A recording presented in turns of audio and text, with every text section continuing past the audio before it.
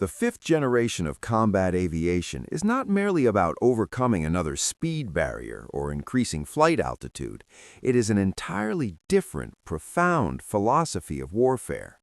It is the pinnacle of engineering thought, where electronic stealth, neural network algorithms of artificial intelligence, and devastating firepower merge together, turning a fighter into a highly complex flying supercomputer. In the modern sky, two absolute predators born on opposite sides of the ocean reign supreme, and their confrontation is not just a dry comparison table of technical specifications. It is a monumental battle of two completely different ideologies of design and combat deployment. On one side of the aerial ring stands the American F-35 Lightning II, the most ambitious, grandiose, and fabulously expensive project in the history of global aviation. On the other is the Russian Su-57, a direct heir to the legendary Sukhoi design school, absorbing incredible super-maneuverability, immensely powerful weaponry, and the unique concept of a smart skin. The history of the emergence of these machines clearly demonstrates the difference in the approaches of the two superpowers. The American Joint Strike Fighter (JSF) program was born from an idea unprecedented in its scale and technical risk. Facing the need to replace a vast fleet of aging aircraft, the U.S. military leadership decided to create a single, universal airframe that could satisfy the mutually exclusive requirements of three military branches: the Air Force, the Navy, and the Marine Corps, as well as the British Royal Air Force. The program absorbed the developments of the ASTOVL, CALF, and JAST initiatives, culminating in a colossal competition where Lockheed Martin, with its X-35 prototype, triumphed over Boeing's competitors. As a result, three completely different yet outwardly similar machines were born: the conventional F-35A, the carrier-based F-35C with its massive wing, reinforced landing gear, and tailhook, and the unique F-35B for the Marine Corps, a short takeoff and vertical landing or STOVL aircraft. Initially, the designers dreamed of 80% parts commonality to drastically reduce lifecycle costs, but harsh physics dictated otherwise. During the design phase, engineers faced a severe overweight crisis, especially with the vertical takeoff variant.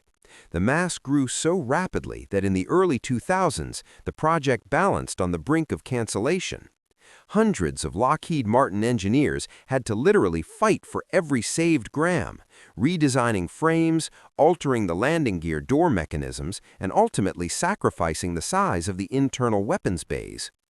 Due to these compromises, the overall level of commonality dropped, but the program survived, revealing to the world an incredibly complex, densely packaged machine. In Russia, the path to the fifth generation traversed entirely different historical and economic realities. The first sketches of advanced fighters began to emerge back in the 1980s, but the collapse of the Soviet Union froze this ambitious flight of thought for a whole decade. It was only in 2001 that the prospective aviation complex of frontline aviation, known under the working index T50, received a powerful impetus for revival. In January 2010, the first prototype lifted off the runway, marking a new era for Russian combat aviation. Unlike the American Universal Soldier, designed to bomb, perform close air support, and intercept, the Russian Su-57 was created without any regard for vertical takeoff or basing on light helicopter carriers. It is an uncompromising, heavy, twin-engined aerial brawler whose primary and sacred goal is to gain absolute air superiority. It was designed to succeed the MiG-29 and Su-27, aircraft historically unmatched in maneuverable dogfights. When placing these machines side by side, the difference in their aerodynamic concepts is immediately striking. The Russian Su-57 possesses a pronounced blended wing body layout. It is incredibly flat and broad, resembling a predatory manta ray. Its airframe smoothly transitions into the wings, and this exceptionally wide fuselage, half the width of the wingspan, acts as a massive lifting surface itself, generating colossal lift. Instead of the conventional canards used on previous modifications of the Su family, which would inevitably increase radar visibility, the engineers applied an innovative solution: movable leading-edge root extensions.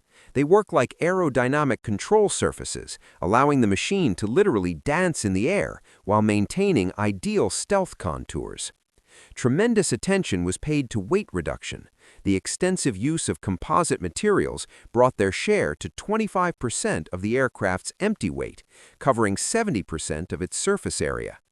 To protect this carbon fiber armor from lightning strikes, Russian chemists from VIM developed a special lightning-resistant coating. The American F-35 looks completely different. It appears shorter, denser, and more massive. Its shape is dictated by the harsh necessity to house an incredible amount of equipment and fuel within a single airframe, and in the case of the F-35B modification, a giant lift fan as well. This highly complex system, developed by the British company Rolls-Royce, is located right behind the pilot's cockpit. Via a massive shaft with a clutch, it extracts nearly 30,000 horsepower from the main engine to drive colossal masses of cold air downward, creating an elastic air cushion and preventing scorching exhaust gases from re-entering the intakes. The heart of this aircraft, the Pratt & Whitney F-135 engine, is a true engineering marvel and the most powerful turbojet engine for fighters in the world, producing over 18 tons of thrust on full afterburner. However, this is a single-engine aircraft, which imposes special requirements on reliability and leaves the pilot with fewer chances in the event of a critical failure. The hearts of the Russian Su-57 beat to a different rhythm. This machine is equipped with two widely spaced engine nacelles, between which a deep tunnel is formed to hide the main doors of the weapons bays. Such engine spacing not only improves aerodynamics, but also massively increases the fighter's survivability. In its early stages, the aircraft flew on modernized first-stage AL-41F1 engines, but a true revolution occurred with the advent of the second-stage engine, known as Izdelia 30, Product 30. This power plant, designed from scratch, produces up to 17 tons of thrust each, featuring reduced weight, fewer compressor stages, and unmatched thermodynamic efficiency. It is these engines, equipped with all-aspect thrust vectoring nozzles, that allow the Su-57 to perform unimaginable aerial acrobatics, enter flat spins, execute the Pugachev's Cobra, and fly at supersonic cruising speeds without using the fuel-hungry afterburner. But the main arena of the fifth-generation confrontation lies not in engine nozzles or the curves of composite wings. It is hidden in the electronic brains of these machines. And here, the American creators of the F-35 took a radical step, completely reimagining the human-machine interface. The Lightning II's cockpit looks terrifyingly empty by classic aviation standards. Forget the traditional heads-up display, HUD, familiar to every military pilot. Its functions have been entirely taken over by the HMDS helmet, a fantastically complex device costing hundreds of thousands of dollars, individually tailored to the shape of the pilot's head. The instrument panel is a single giant touch-sensitive liquid crystal display. Thanks to the unique distributed aperture system, consisting of 6 infrared cameras embedded directly into the skin of the aircraft, the onboard computer generates a spherical panorama. The pilot can literally look down and right through the opaque floor of composites and titanium, see the ground passing below or an incoming missile. The F-35's computer acts as a perfect tactical filter. It fuses data from all sensors, exchanges information with other aircraft via the Link 16 secure channel, identifies false targets, and presents the pilot with a ready, refined picture of the battle, highlighting enemies in red, allies in blue, and unknown objects in yellow. Moreover, the aircraft recognizes the pilot's individual voice, allowing them to switch radar modes or manage communications with simple short verbal commands. The Russian engineers' answer to this digital monopoly took the form of a unique architecture dubbed Smart Skin. Instead of relying on a single powerful radar in the nose cone, the Su-57 carries an integrated multifunctional system distributed across the airframe. The heart of this system is the N036 Belka Squirrel radar station, which includes 5 antennas with active electronically scanned arrays, AESA, all at once. 3 of them operate in the traditional X-band, providing a 270-degree field of view around the machine. But the real technological trump card is hidden in the wing's leading edges. These are 2 additional antennas operating in the decimeter L-band. The use of such wavelengths acts as physical kryptonite for any stealth aircraft. The very radar-absorbing materials and faceted shapes that make the F-35 invisible to high-frequency air defense radars prove powerless against the long waves of the L-band.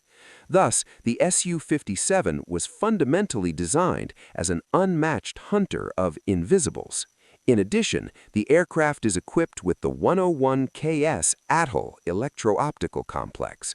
This station is capable of detecting the thermal radiation of enemy fighter nozzles or the plumes of launching missiles at colossal distances in passive mode, that is, without emitting a single radio pulse into the ether, remaining an absolute ghost to enemy radar warning receivers. Hidden inside the aircraft is also the immensely powerful L-402 Himalayas electronic warfare complex, which uses the radar's antennas to deploy blinding jamming signals. Meanwhile, the pilot's cockpit retains the classic collimator heads-up display, which is complemented by 2 huge 15-inch screens, a side-mounted engine control stick, and a central flight control stick. The issue of radar cross-section, or stealth, is the cornerstone for both fighters, but their approaches to solving it differ. The Americans made the stealth regime an absolute dogma. The F-35's skin panels are fitted together with micron precision, using laser flaw detectors to eliminate the slightest ridges at the joints, which could reflect a radar signal. Next-generation radar-absorbing paint is applied by automated systems, and maintaining this coating in perfect condition requires sterile environments and highly qualified maintenance. External weapon payloads compromise this invisibility, so in the first days of a war, the F-35 must carry all its weapons strictly internally. Because of the aforementioned struggle against excess weight, the bays of the vertical takeoff F-35B had to be shrunk, limiting the weight of dropped bombs to a mere 450 kilograms. The standard internal loadout of the American jet consists of a pair of AMRAAM medium-range missiles and a pair of heavy JDAM guided bombs. Even the internal gun was retained by the designers only on the baseline F-35A version, while the carrier and marine modifications have to settle for an external gun pod, which inevitably ruins their perfect low observability. For the Su-57, invisibility is a crucial but not the only tool for survival. Russian designers aligned the edges of the wings and empennage at strictly specific angles, avoiding the right angles that create a corner reflector effect. The canopy received a special coating to reduce the visibility of the avionics inside. A winter fractured camouflage scheme distorts the fighter's visual silhouette against the background of the sky and earth. However, unlike their American counterparts, the creators of the Su-57 understood any invisibility will sooner or later be breached, and when the moment of engagement arrives, the colossal internal arsenal will come into play. The weapons bays of the Russian fighter are staggering in their size. 2 main tandem bays stretch between the engine nacelles across almost the entire central fuselage, while 2 unique teardrop-shaped bays, specially designed for RVVMD close combat missiles, hide under the wing roots. The main weapon for achieving air superiority at medium and long ranges will be the brand new K-77M missile. Its highlight lies in its own built-in cellular antenna array, which allows the missile's onboard computer to autonomously and incredibly accurately calculate the trajectory of even the most highly maneuverable targets, leaving the enemy no chance to break the lock using electronic warfare. For ground attacks, the Su-57's arsenal includes a vast nomenclature of guided bombs and precision missiles, the crown jewel of which is the low-observable Kh-59 Mk2 cruise missile. Battle-tested in the harsh realities of Syria, it can creep toward its target at ultra-low altitudes, hugging the terrain, and striking objects up to 300 kilometers away on a fire-and-forget principle. And, unlike most versions of the F-35, the Su-57 always has an argument of last resort at hand for a close-range dogfight, an upgraded internal 30mm automatic cannon housed in the right wing root. Ultimately, the direct or indirect confrontation of these incredible machines is not just a comparison of flight range or maximum payload. It is a clash of two philosophies of 21st century warfare. The American school placed its bet on comprehensive versatility, cost reduction through mass production, and total pilot situational awareness within a network-centric war. The F-35 is a cold, calculating informational ninja whose task is to slip unnoticed into the enemy's air defense zone, share coordinates with allies, unleash its precision weapons on an unsuspecting foe, and silently melt away into the ether. It is not designed for spectacular but deadly maneuvers on the verge of stalling in a dogfight. Its armor is information and invisibility. The Russian design school, in contrast, gave birth to an uncompromising, super-maneuverable, and heavily armed aerial hunter. The Su-57 stems from the paradigm that in a global conflict, stealth technologies will sooner or later be neutralized by the evolution of radars, and communication systems may be jammed by powerful electronic warfare. And when the cloaks of invisibility fall, the outcome of the battle will be decided by whoever can point the nose of their fighter faster, who can hang in the air to dodge an incoming missile, and who can rain the full might of their superior internal arsenal upon the enemy. Whose exact approach will prove decisive and more viable in the harsh realities of modern combat depends solely on whose tactical rules and under what conditions this epic battle for supremacy in the fifth-generation sky begins.